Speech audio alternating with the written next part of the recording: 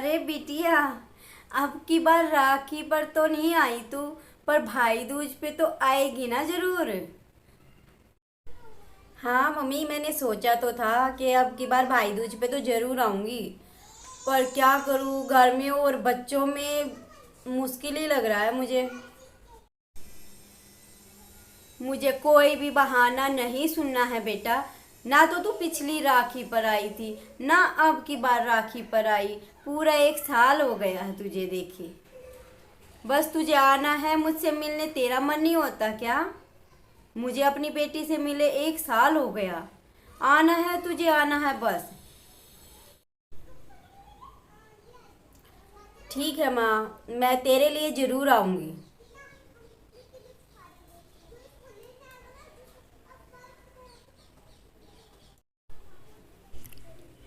अब तुझे मैं क्या ही बताऊँ माँ। मेरे वहाँ आ जाने से तू तो खुश हो जाती है, लेकिन भाई भाभी की प्राइवेसी में खलल पड़ जाता है। वहाँ आना उनको आग फूटी आग में नहीं सुहाता। मेरा भी बहुत मन होता है अपने घर में आने का, जहाँ मेरा बचपन गया है, तुझसे मिलने का, तुझसे ढेरों बातें करने का। मुझे भी बड़ी याद आती है तेरी, एक एक पल बिताया हुआ तेरे साथ। ढेरों बातें हैं जो तुझसे करनी हैं, पर क्या करूं, कैसे आऊं उस घर में जहां वो भाई रहता है जो कभी राखी बंधवाए बिना खाना नहीं खाता था, जो मुझे फ़ोन कर कर के बुलाता था। पिछली बार भाभी ने मेरे जाने से पहले राखी पर फोन कर दिया था कि दीदी आपकी भेजी हुई राखी मिल गई है मुझे, और आपके भाई को भी बहुत पसंद आई। फिर मैं क्या कहती, जो राखी मैंने भेजी भी नहीं, भाभी के पास वो पहुंच गई थी। और साफ साफ कह दिया था कि दीदी आपको आने की कोई ज़रूरत नहीं है। मैं किस मुंह से जाती राखी पर अब की बार मैं भाभी को कोई मौका नहीं देने वाली। माँ के लिए ही सही, पर मैं ज़रूर जाऊंगी। तुम अकेली जाओगी? अरे नहीं मैडम, मुझे भी अपनी सासू माँ से मिले बहुत दिन हो गए। मैं भी चलूंगा, बस एक बार छुट्टी मिल जाए मुझे। आपकी छुट्टी के चक्कर में तो मैं भी रह जाऊंगी। ऐसा है कि आप अपने घर पे मौज करो और मैं जाती हूँ मम्मी से मिलने।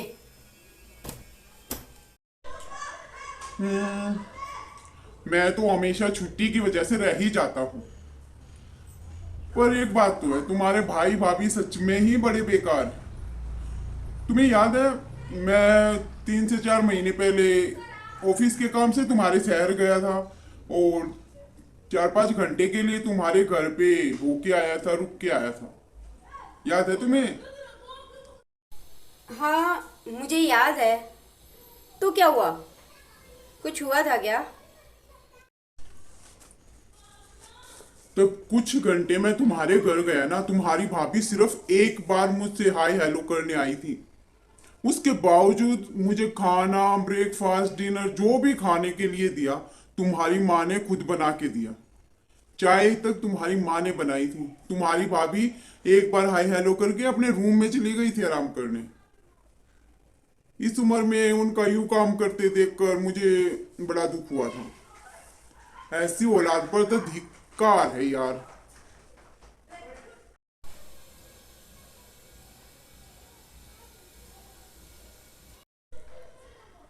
पूनम, तुम अपनी माँ को यहाँ ले आओ। क्या क्या बोले आप? तुमने बिल्कुल सही सुना। तुम अपनी माँ को यहाँ ले आओ। यार देखो, तुम्हें पता है कि मैं अनाथ हूँ, और अनाथ आश्रम में ही मेरा बचपन गया है। वो तो तुम मेरी लाइफ में आई तो मुझे फैमिली का सुख मिला है। माँ का प्यार तो क्या होता है मुझे पता ही नहीं। और जिनके पास माँ है उनको माँ की कदर ही नहीं। इसलिए बोलता हूँ कि तुम अपनी माँ को यहाँ ले आओ। पर लोग क्या कहेंगे कि बेटे के होते हुए बेटी के घर पे रहने लगी। लोग क्या कहेंगे, बड़ा ही पुराना डायलॉग है, लोग क्या कहेंगे। यार माँ जब परेशान होती है तो कोई अड़ोसी पड़ोसी जाता है क्या हालचाल पूछने। लोग क्या कहेंगे ये सोचकर हम कुछ अच्छा काम कर ही नहीं पाते। और बेटी का भी तो कोई फर्ज है ना। अरे जब बेटा अपने फर्ज से मुकर जाता है तो बेटी को तो आगे आना ही पड़ेगा। और इसमें मेरा भी तो स्वार्थ है, मुझे भी तो माँ का प्यार मिलेगा ना जिसके लिए मैं बचपन से तरसता हूँ। बस तुम एक और इस एक बात बताओ, कहते हैं जमाई भी तो बेटे जैसा होता है, तो क्या मैं उनका बेटा नहीं बन सकता?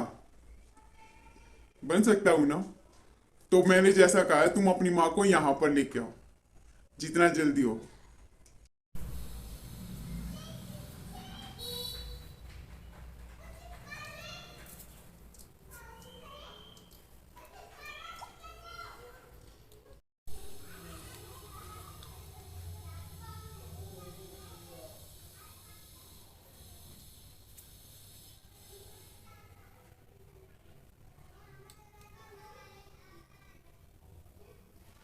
हेलो हेलो मम्मी, कल मैं भाई दूज पे आ रही हूँ और भाई को बोल देना कहीं ऑफिस के काम से बाहर का टूर ना बनाए कोई। क्या बोलना है बेटा, कल मैंने बता दिया था उनको कि तू आ रही है भाई दूज पे। उसके बावजूद भी अपने बीवी बच्चों को लेके 1 हफ्ते के लिए नैनीताल चला गया है घूमने तेरा भाई।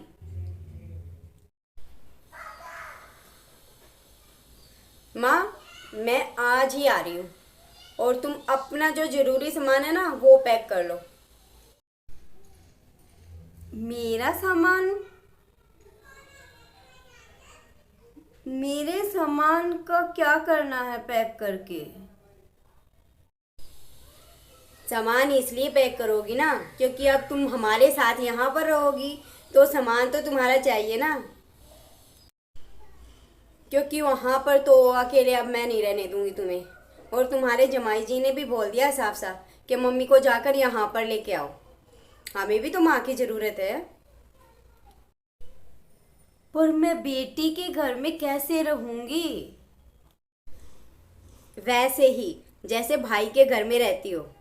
जब तुमने मुझ में और भाई में कभी पढ़ाई करते टाइम, लाड़ प्यार करते टाइम या फिर किसी भी चीज़ में हमें भेदभाव नहीं किया तो अब क्यों?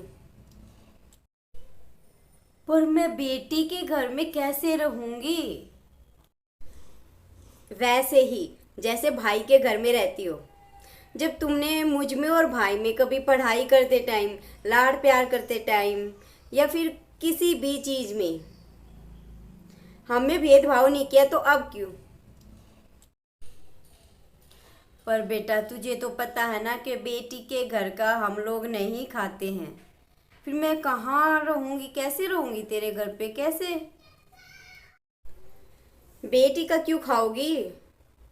पेंशन आती है तुम्हारी 40,000 रुपये, उसमें से 5,000 रुपये मुझे दोगी।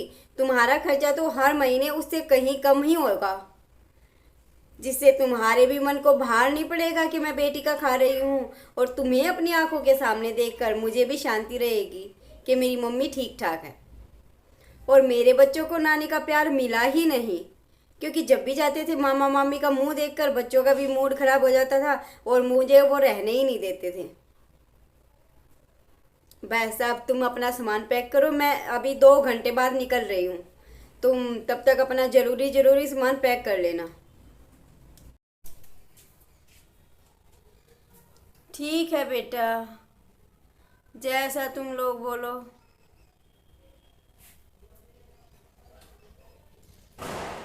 पता नहीं मैं ठीक कर रही हूँ या गलत।